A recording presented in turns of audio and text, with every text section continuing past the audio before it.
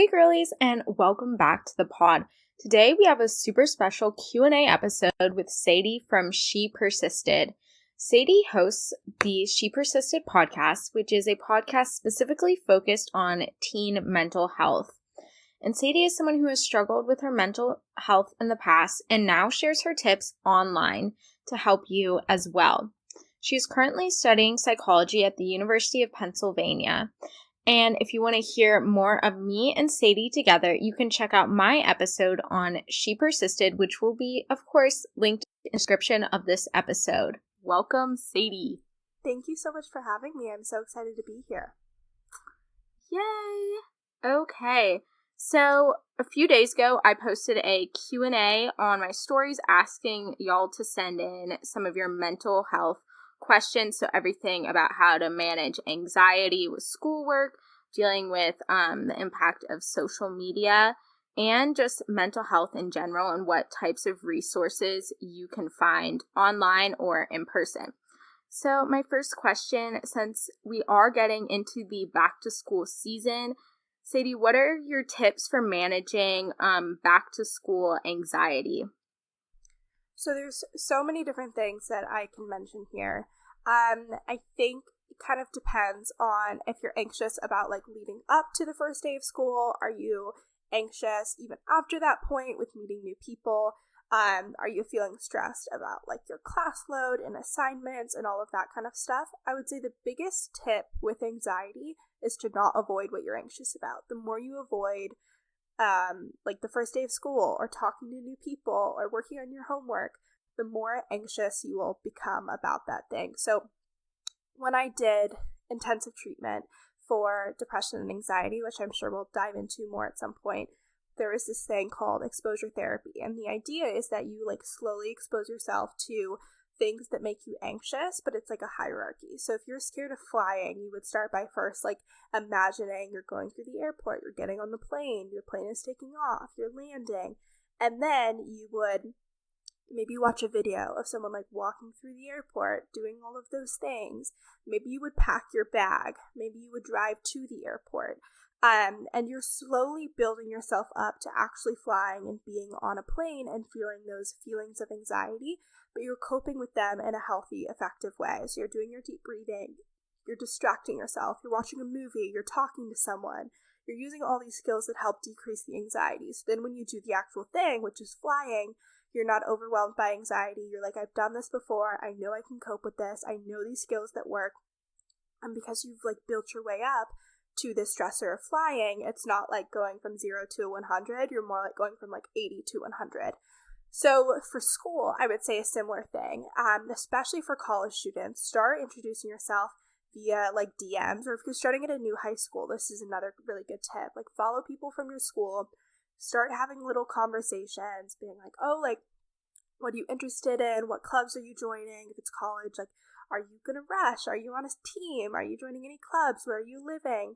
And start introducing yourself and making friends. And that way, maybe you start planning out your semester with your classes and your homework and your readings, doing these little things that you would do at the beginning of the school year and like building up to that anxiety.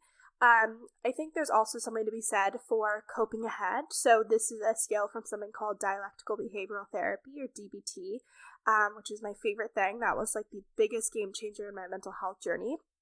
But the idea is that you think about like the worst case scenario or what's going to happen. So if you're anxious about the first day of school, you would plan out like the who, what, when, where, why, and you kind of think about like the general what's going to happen. Like you go into your first class, you maybe say hi to some people, and then the class starts. But you'd also maybe do your worst case scenario, like I fall downstairs in the middle of the school and everyone's watching and it's so embarrassing and I don't know what to do and I'm so anxious.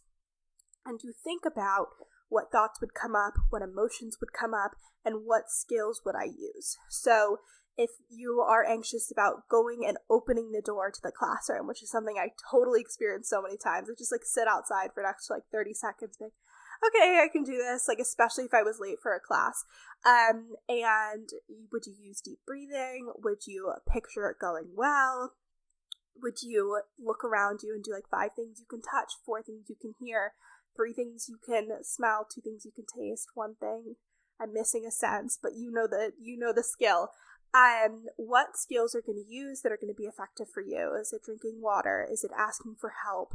And cope through that worst case scenario. And then once you are in the actual situation, you know exactly what skills to use, what skills will be helpful. You practice them beforehand. I think one of the biggest things with mental health is learning the skills before you actually need them. So learning how to cope with anxiety on a smaller scale. So if you ever have a panic attack, or if you're ever super stressed and burnt out, you know how to do deep breathing. You know how to ask for help. You know how to distract yourself with music or a hot shower, or put ice under your eyes to calm yourself down. Rather than being in that anxious state and being like, I've never experienced this before, I have no idea what to do, and having that like burden and hurdle on top of the being anxious. So coping ahead is another great thing. I think there's something to be said for just, I mean, you're probably like, is that really going to work? But kind of not thinking about it and just going for it.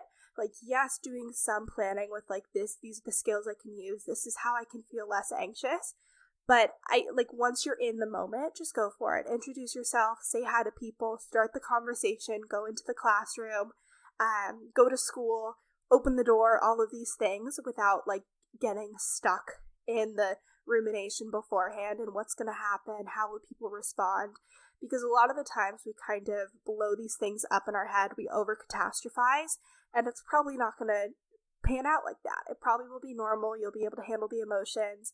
And I think it's always important to remember that everyone else is thinking the exact same thing as you. Everyone else is nervous about the new situation or meeting new people or being judged. And so people are probably thinking more about themselves than they are about you. And then the last thing that I'll mention here is just for general anxiety, especially in the beginning of the school year and throughout, is to decrease your emotional vulnerability. So emotional vulnerability is how vulnerable you are to feeling more anxious or feeling more stressed. It's like your baseline of functioning. So if you aren't sleeping well, if you haven't exercised or been outside, and you don't have any friends that you're talking to, you don't have a support system, you'll be really vulnerable to feeling stressed and overwhelmed and anxious and depressed. Whereas if you give yourself a baseline where you feel like you can cope with these things, so you have a great support system, you frequently hang out with your friends, you have as good as possible relationship with your family members, you are exercising regularly for endorphins, you're getting outside for vitamin D, you're eating balanced, you are handling emotions as they rise rather than avoiding them, you're asking for help when you need it, you're going to be much more effective and kind of consistent in coping with these emotional challenges as they arise, and you're less likely to be completely derailed by them. So that means in a school sense, like consistently practicing self-care, making sure that you're getting enough sleep every night, making sure that you aren't putting too much on your plate and you're not getting super burnt out. Balancing things with like doing your assignments throughout the week rather than like cramming for a test, because that's going to be so stressful and overwhelming. So balance is really a big thing. But yeah, kind of to recap that, I think exposure therapy to what you're anxious about, build yourself up to the stressor, cope ahead, think about how you're going to cope with the situation and get super detailed there, make a plan. Once you're in the situation, just go for it. It's going to be okay. I promise. And if it's not, you know how to cope with it. And then decrease your emotional vulnerability. So the week before, get enough sleep. Set out your outfit if that's helpful for you. Think about what's going to be in your backpack. All these little things that will decrease your stress and decrease the chance that you're going to be overwhelmed by the anxiety will be really helpful. Yeah, those are all really great tips. I think what helps me the most, kind of something you mentioned, was preparing in advance. So like making sure I'm organized just so that if I am going to be anxious about something, I'll just have like less things to be worrying about as well, and less things to be focusing on. The sponsor of this episode is Athletic Greens. I started taking AG1 because I hated taking a bunch of pills and vitamins to improve my health, and I wanted a supplement that actually tasted great. So what is this stuff? With one delicious scoop of AG1, you're absorbing 75 high-quality vitamins, minerals, whole food source superfoods, probiotics, and adaptogens to help you start your day off right. This special blend of ingredients supports your gut health, your nervous system, immune system, energy, recovery, focus, and aging. Literally everything. AG1 is a lifestyle friendly, meaning whether you eat keto, paleo, vegan, dairy-free, or gluten-free, you can still try it out. AG1 also improves your sleep quality and recovery, along with mental clarity and alertness. It is also extremely affordable.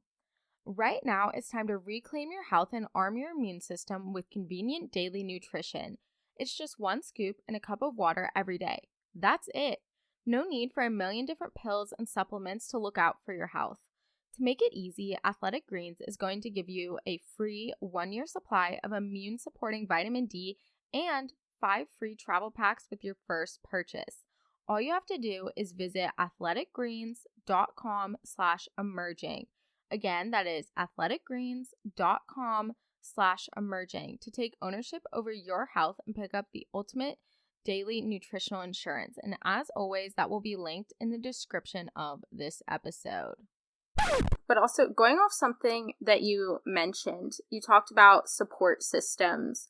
What do you think is the importance of having a support system in college, or even just like going away from home? Like, how did that help you with your transition? Yeah, so I mean, as humans, we're wired for connection. If we think like way back to caveman days, humans are not very strong. We're not very good at fighting things. So if you weren't in a big group, you weren't going to survive. And so we are wired to need relationships, to need connection. It's something that for millions of years, how long have humans been alive? Clearly, I'm not a science major. It's what's kept us alive. It's what's kept us thriving. So we have an innate need to be connected, to get our needs met. And so that's just a basic thing to know. No one cannot have relationships. We all need them on an emotional and at some points in our history, a physical level. So going to college, you're in a really unique position because you are going into this new environment that your friends from home, your parents, your classmates, your teachers, whoever your support system is, they're not there with you. So they're not understanding that the first day of school was so stressful, or this professor did this crazy thing in class. You have this giant midterm paper that's already coming up the first week of school. Not the first week, maybe the first month.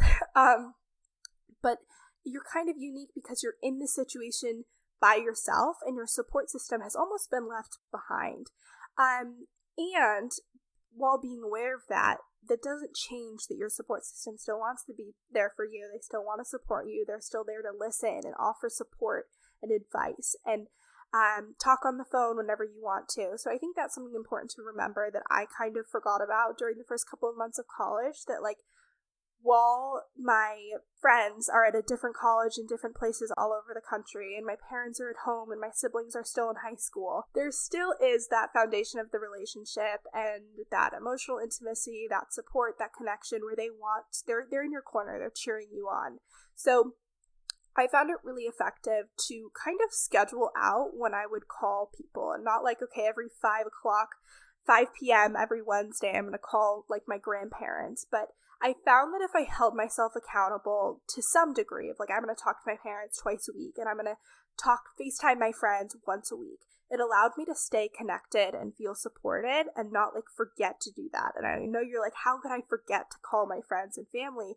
But you're so consumed and overwhelmed with what's right in front of you, which is meeting new people and going to parties and going to classes and being stressed about your homework, that you almost forget to maintain these other relationships.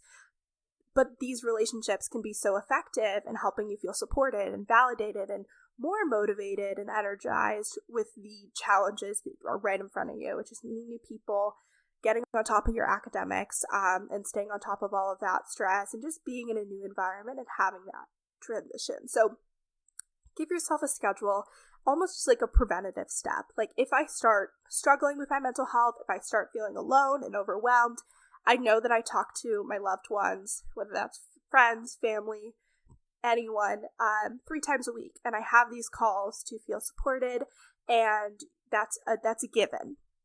I think another important thing for me was having a therapist during the transition to college.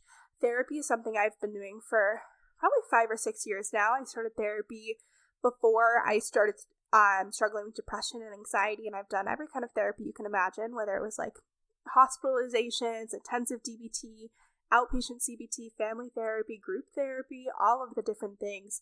And it's been so helpful in college to have someone kind of give more professional insight on what is important to me. So some weeks it's like, I really feel like I just need to be more consistent with my exercise routine because I'm just feeling like that would be a really helpful outlet for me. Or my sleep is a disaster. How can I get on a better sleep schedule? Or I want to start meeting new people, but I'm really anxious about it. So how can I hold myself accountable to introducing myself and going out and meeting people for coffee?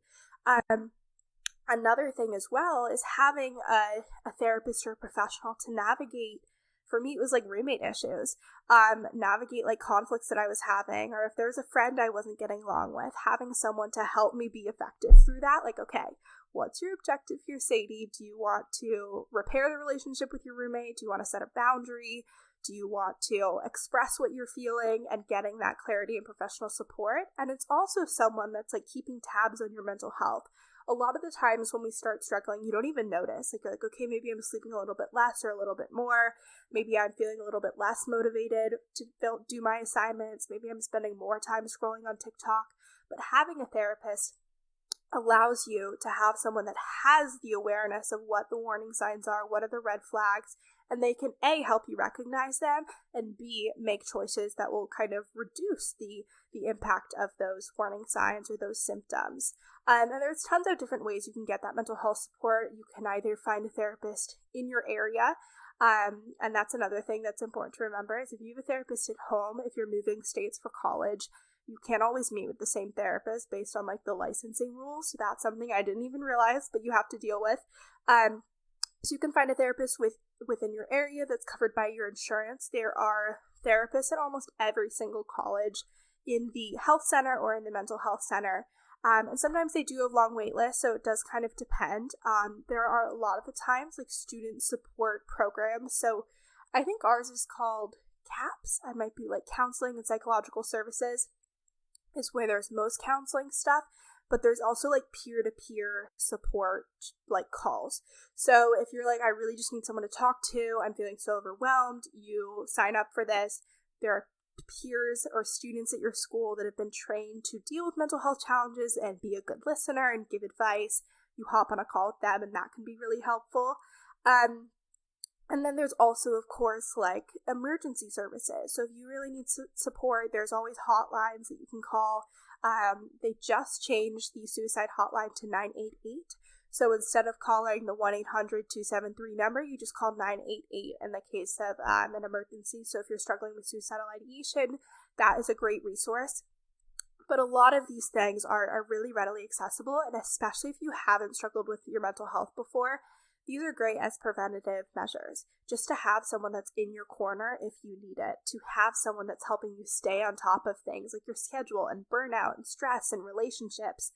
And I think another important thing that I'll end with is it's so important to give yourself grace. You probably had a really great community in high school of teachers and parents and siblings and friends that were in your corner and supporting you, and you saw them every single day.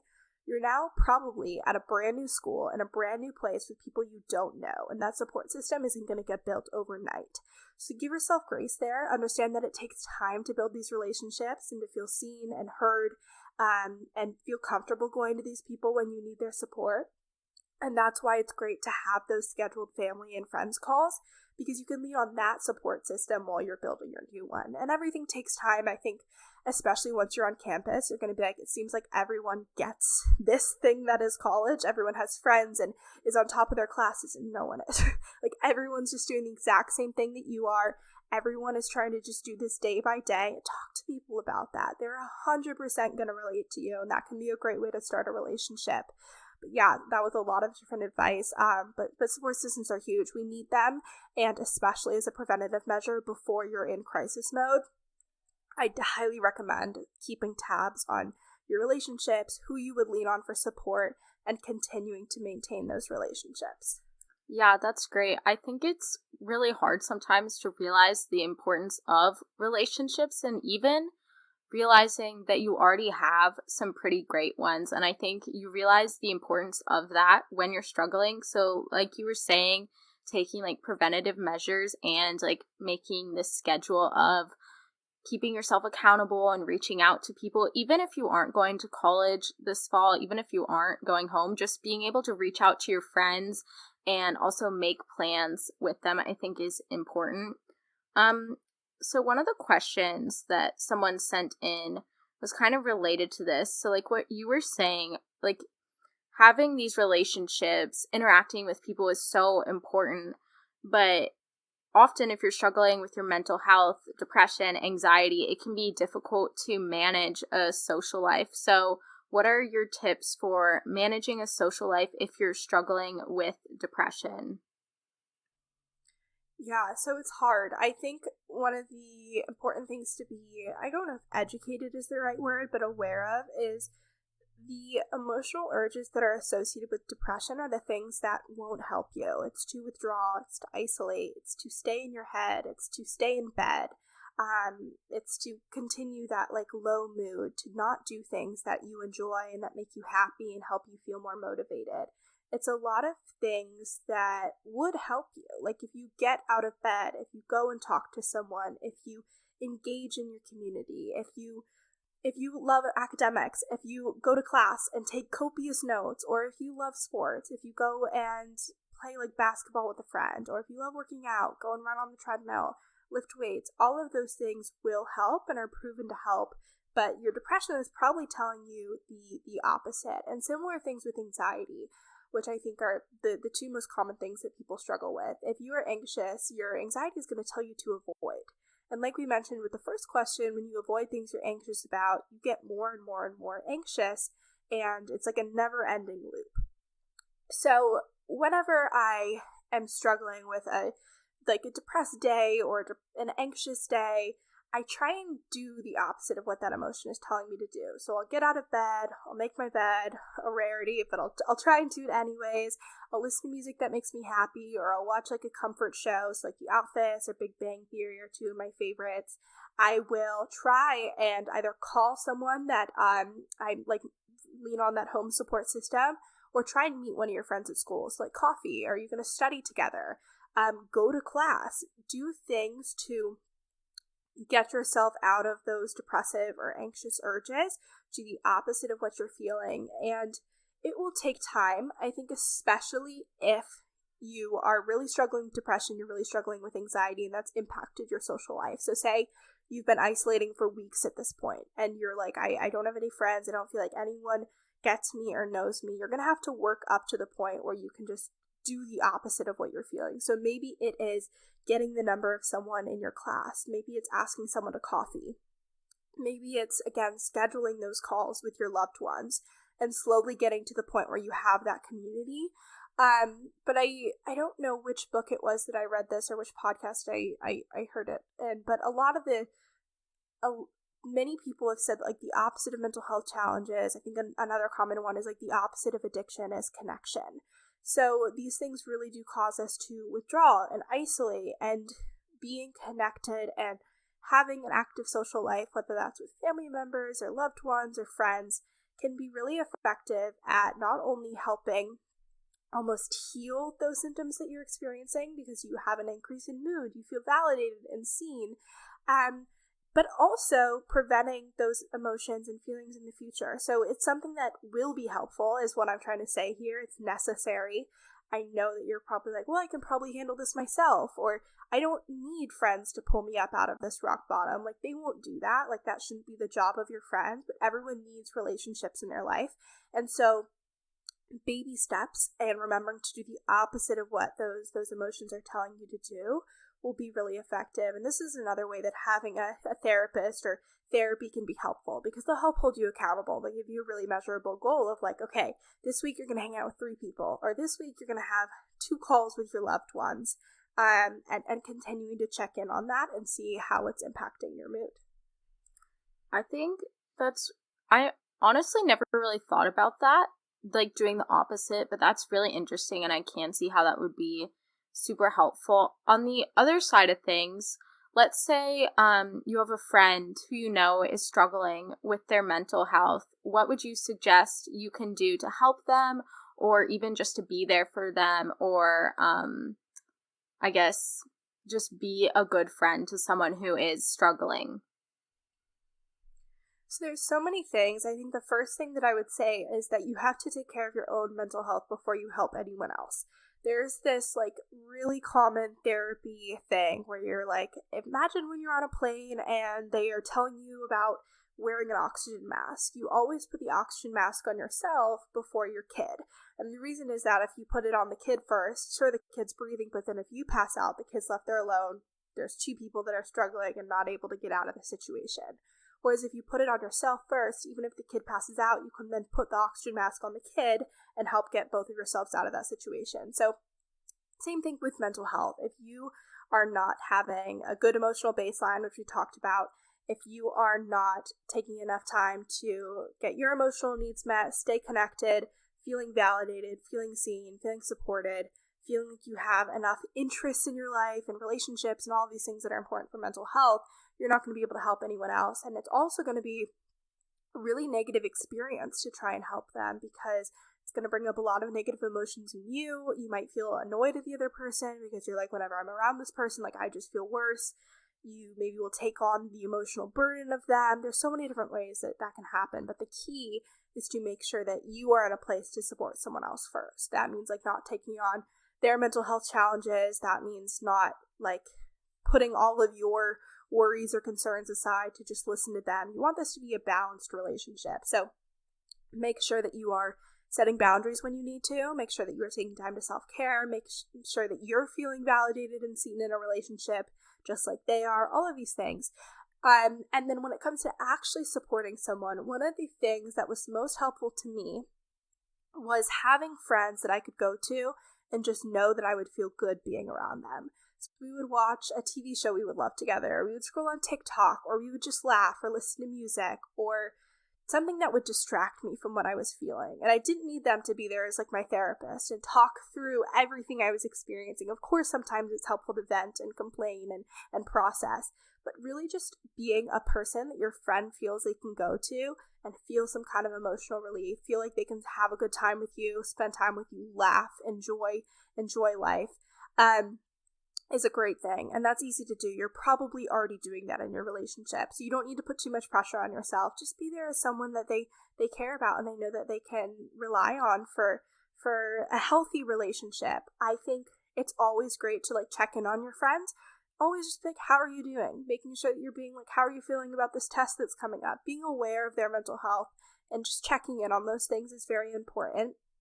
Same thing if like you know they're having a bad week, send them a cute text, bring them a coffee, plan a study session, do things to help support them like you would want someone to do for you as well.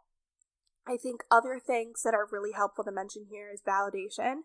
Validation is the idea that you are like creating space for someone else's emotional experience. So if someone's like super angry at, I'm going to give a different example actually. A good example of this is politics. If you have two people that are like on complete opposite sides of the spectrum, they're obviously not going to agree with each other, but they could get to a point where they're like, I really understand why you would believe that, or why you feel that way, or why you're scared of this thing happening, and why you hope for this to happen. And they can validate those emotions that are happening. They can create space for those emotions to be experienced. And you don't have to agree. You don't have to agree with the behaviors or what they think or feel, but you are saying that, yeah, that's completely okay and understandable. And of course you feel that way. And of course you want this thing to happen. And so that is something that is really effective for people struggling with their mental health. A lot of the times they just want to feel seen and heard and understood, and that someone notices that they're not okay. So validate your friends. Be like, of course you're feeling that way. Of course it makes sense that you're frustrated at your parents, or that you are so annoyed at your roommate, or whatever it is. Creating space for those emotions is a really like but a really specific thing you can do to support them. And yeah, I think being just a good resource for them, being someone that they can count on, checking in on them, asking if they're okay, and then as a baseline to all of this, making sure that you are in the space to be able to support them, because if you're not going to be any good to them, and it's also going to be harming your own mental health as well. For sure. And I think it was a really important distinction that you made, that you don't have to be someone's therapist to be there for them. Like, just being there as a friend is enough. And often, like, people don't want you to be your therapist, but it's nice just to have, like, a person you can lean on or someone you can be with that makes you feel good about yourself, or that can give you a break from, I guess, your negative thoughts that you might be having. And going along with that, someone asked, how can I work on letting go of people who make my mental health worse, or who just make you feel like not your best self in general?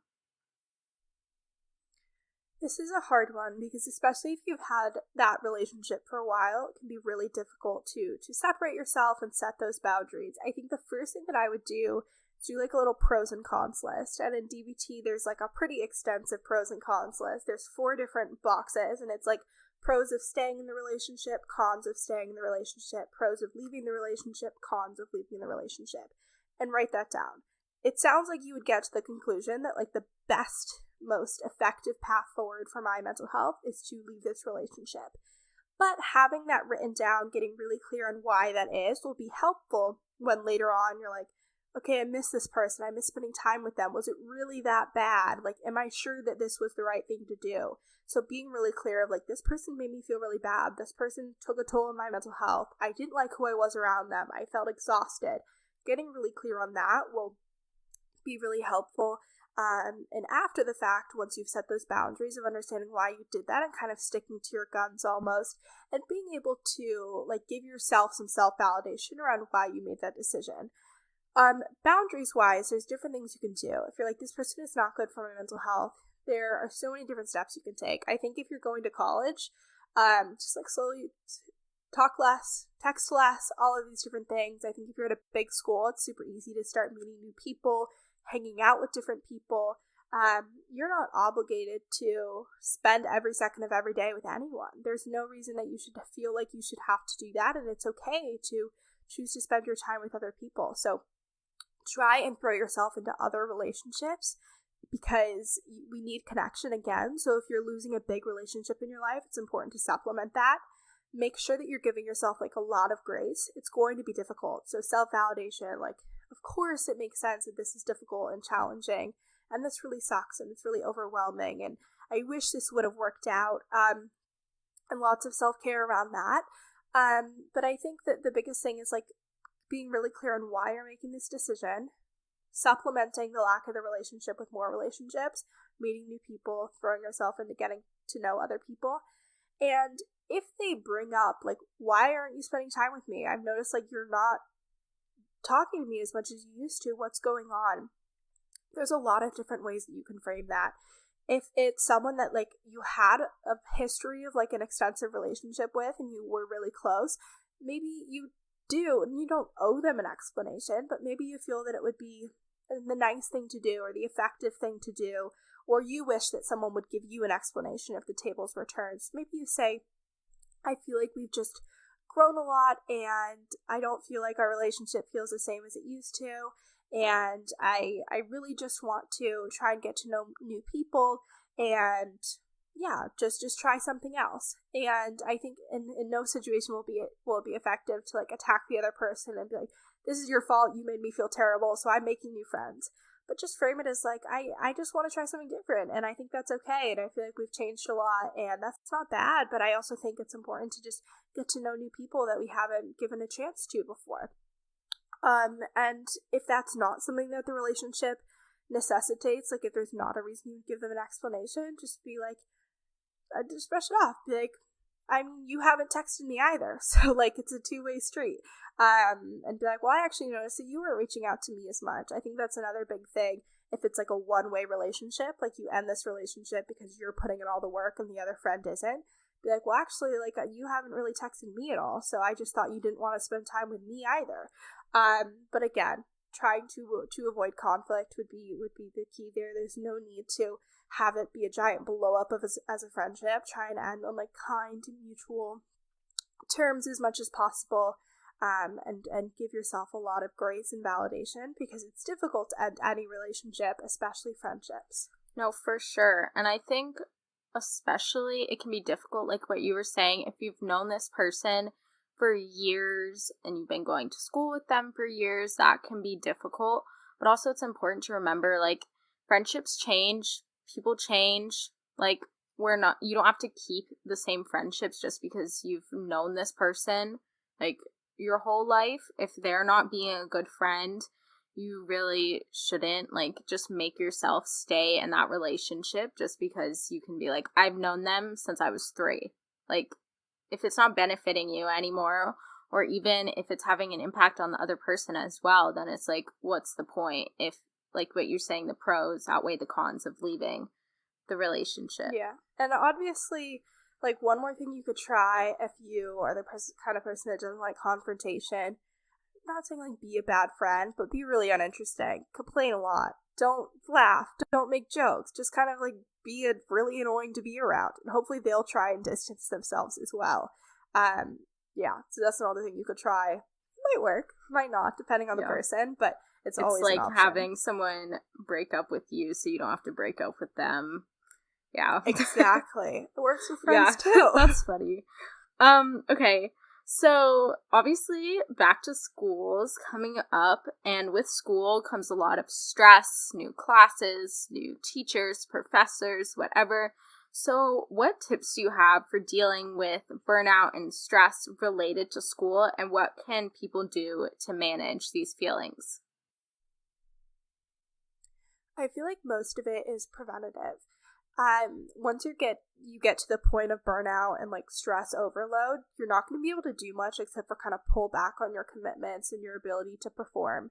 I think it's really important to remember here that what I really believe is that without your mental health, you have nothing. When I was in my freshman year of high school, when I was, like, severely struggling with depression and anxiety and suicidal ideation, I got to a point where I wasn't even able to show up for class. Like, I had to take a medical leave of absence for a semester because my mental health was falling apart. I wasn't able to engage in class or clubs or any of these commitments because my mental health was struggling to such an extreme degree. So if you're not maintaining your mental health, you won't even be able to show up for that test that's so important to you. And that sucks. Like, that's a really hard pill to swallow in some extent, because it's easy to be like, well, my mental health is a given. It'll be fine. I'll get through this. I just have to get through finals. I just have to get through this week of studying and it'll be okay. But without that foundation of your mental health, you have nothing. You won't have the motivation. You won't have the consistency. You won't have the energy. You won't have the drive. So your mental health has to be the foundation to allow you to show up in all these other ways. So the first thing that I would say is have a routine that allows your baseline to kind of be improved. So a bedtime and morning routine that allows you to get enough sleep. Start your day off with things that boost your mood. Maybe it's listening to a song. Maybe it's having a certain TV show on in the background. Maybe you like to journal. Maybe you like to do meditation. Whatever. Maybe it's like, for me, it's like drinking my favorite cup of iced coffee in the morning, having a breakfast that I really enjoy, doing my skincare, doing my makeup, getting ready, picking out an outfit. All those things boost my mood. And then when I am at the end of the day, it's all things that also improve my mood, but also help me, like, wind down and recharge and, like, almost recover from the day. So I love showering and, like, washing my hair and putting on my pajamas and reading a book before bed. And again, the skincare, favorite part. It's just so, like, calming and soothing, and it's a part of my day that I look forward to, and that's very relaxing and reinforcing. Maybe you watch TV before you go to bed. Whatever it is, having, like, these non-negotiables that improve your mood. And then in a bigger sense, I think in addition to just morning and night, having a weekly routine that reflects it as well. So especially if you're a college student and you're planning your schedule, try and think about how you can balance out your classes. For me, I found it really helpful to do 4 days of classes a week. It's not always possible, but at Penn, there's not many classes on Friday, and if there is a class, it's like a math quiz. So try and find a balance that works well for you. For me, 4 days of classes, 3 days of socializing and studying and homework was really effective. So don't do 7 classes on one day, 0 on the next. Maybe like 2 classes a day from like 10 to 2. You're getting up, but you also aren't in class for 7 hours, completely like a zombie, barely able to take any information in. So plan your class schedule like that. Same thing with studying. Maybe you're going to do 2 hours at the library every day or every other day or however much you need to do. Space that out instead of spending 6 hours on Saturday night right before that essay is due. And that'll help decrease burnout because you're doing like smaller bits of work throughout the week. You can be consistent with that. You can still get your stuff done, but it's not emotionally, mentally, physically overwhelming. And in addition to like that academic part of your week, you want to schedule in other things that improve your mood and your baseline. So what clubs are you joining so that you can see your friends and get to know people? How often are you exercising or getting outside, or are your meals scheduled in? That's another really important thing that college students almost forget sometimes. Like, you got to have your breakfast, lunch, and dinner and make sure you have time to eat and get snacks. When are you spending time with your friends? When are you unplugging? I found that it was really helpful if like one day a week I was like, I'm just not going to think about anything school related. I will not be doing that assignment. I will not be doing that reading that's due next week. I'm just not going to think about that. And that's not something that everyone can do. But I feel like for many people, depending on what school you're at, depending on what your major is, it's possible to be like, Fridays, I'm going to work a little bit more, Wednesday, Thursday, and then Friday I have this day to just relax and recharge. So it's all about creating a schedule that allows you to not feel burnout. You have like a balance of output academically, but also input, like energetically might not be the word, but like socially and rest wise and self-care wise and activities that you enjoy, calling your friends and family, all of these kinds of things. And then I had another thought and it just went out of my brain. I'm gonna remember it. Schedule wise. Oh, and other things is kind of putting things in place to prevent you from getting stressed out and burnt out by putting too much on your plate. So schedule out, when am I going to start studying for a test? Like if you have a midterm, put it on your calendar a week and a half before, 10 days before, start collecting study materials. And yes, it's difficult to hold yourself accountable to that. There's been many a times I put that on my calendar. Don't start studying until the night before, and it's a disaster. But try. Make the effort. Try and hold yourself accountable. Have friends that are also on the same study schedule. Do study groups. So, like, we're going to show up at the library at 7 p.m. tonight, and if you don't show up, you're leaving someone hanging. So there's that, like, reinforcement and reason for you to be there. I think another good thing is, like, committing to, I'm going to go to office hours as a preventative measure every 2 weeks. And asking any questions that you have and making sure that you understand the content. All of these kinds of things that you can do to prevent yourself from cramming and trying to finish things up last minute and just having too much to do to where it's overwhelming, and just having a routine that feels really good will be very effective in maintaining your mental health and not putting too much on your plate. And then if you are feeling burnt out, if you're feeling stressed out, you kind of just have to accept, like, something's got to give here. Something has to change. I would hope that it wouldn't be your mental health. So am I going to get an extension on an assignment? Am I going to miss this reading? Because that's okay. You're not going to be able to do every single reading. Like, I can promise you that. Are you going to turn in that assignment a day late? And it's 10 points off, but that your grade can deal with that. Are you going to not go out this weekend because you really do have a lot that needs to get done? You have to have some give somewhere, and you have to adjust some things so that you'll be okay, and ask for help. Talk to your professors. Be like, I know I did this to myself, but I'm so overwhelmed. I'm so stressed out. I don't know what to do. Can you help me think through this? Is there a way to get to an extension? I feel like I'm not coming at this in the right way because it's just so difficult for me, and it seems like other people, this is coming very easily to them. And I think, again, all of your peers, all of the other students are experiencing the same thing. You're all learning this new way of academics in school for the first time, and it is an adjustment. And of course it's an adjustment. So talk about that. Compare tips about what works, what doesn't.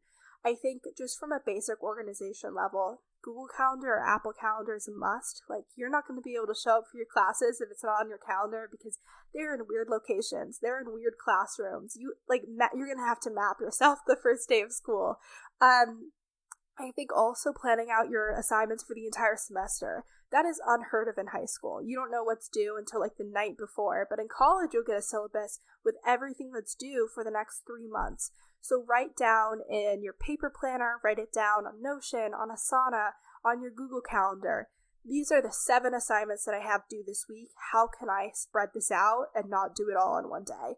So plan, try and make things balanced, and when you need to, unplug. Be like, yeah, I've been really trying to catch up on all this work I was procrastinating, but it's 2 a.m. and I'm exhausted and the work I'm doing is not good, and you just kind of accept it. You go to bed and it's going to be okay. All of this stuff is going to be okay. None of this is like life altering or life changing. It's a college class. It will be okay. And I think it's important to remember that while the stakes feel really high, you have so many years ahead of you and so many other things. Skipping this one assignment or forgetting to turn something in at the expense of your mental health is going to be fine. It's going to be okay in the long term. I totally agree. I definitely think for burnout and stress, like being or creating these preventative measures is so important, especially too, since school hasn't started yet. Like, you can put these in place, like you have the time. It's not really like you have excuses, and it's not as hard as it is trying to figure this all out in the middle of the school year. And then one more thing there that I love what you just mentioned. There's this book called Atomic Habits. I'm sure you've seen it on TikTok. It's good. I love it. And he talks about how when you're in a new environment, you're in a really unique position where it's very easy to start new habits, either bad ones like sleeping all day or good ones of having this foundation and schedule that makes you feel really good and helps prevent burnout. So if you're moving into a dorm, this is the perfect opportunity. Even like prepping to, like, you move into the dorm, you're like, okay, I'm going to go on a walk every day, or I'm going to do my hot girl walk with my podcast every morning, or I'm going to walk with my friends, or I'm going to go get coffee, or this is my study spot, and I'm going to be here every night for 30 minutes. Whatever it is, you are in a very unique position where you have the opportunity to make all these new habits that can be really effective. So use that. Build healthy habits rather than ones that are not going to help you. Last question I have for you. Just, I guess, what is the biggest thing that you have done or that you have seen that improved your mental health, or what was the most effective thing that you have done over the years to help you? I mean, nothing will be consistent and nothing will change unless you want it to. When I started intensive treatment, I went to a residential therapy program right outside of Boston at McLean Hospital.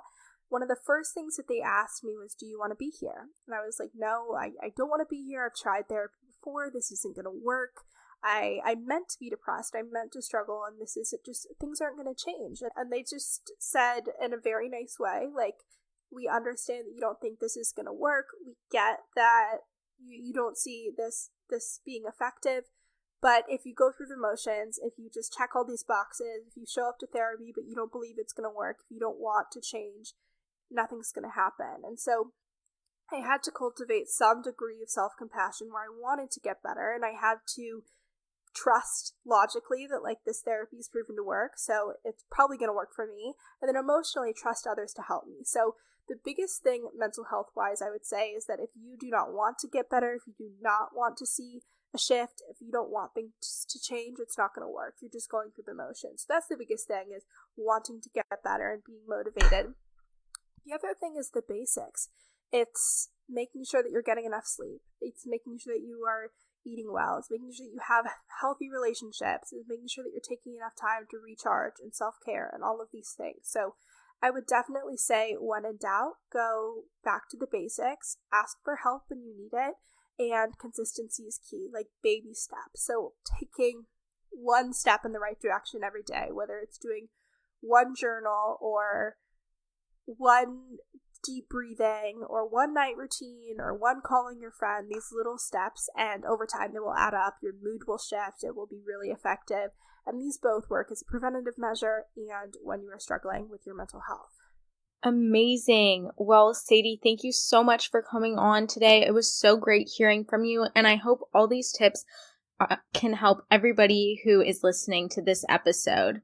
If you want to listen to She Persisted, you can look on any podcast platform and YouTube. Just search She Persisted. There are 110 episodes, so tons of content with everything from like anxiety to depression, college, high school, all of the things. And I'm most active on Instagram and TikTok at She Persisted Podcast. And yeah, I'm so glad we got to do this. If you guys have any questions, always feel free to DM me. I'm happy to answer anything more specific. Yeah, thank you for having me.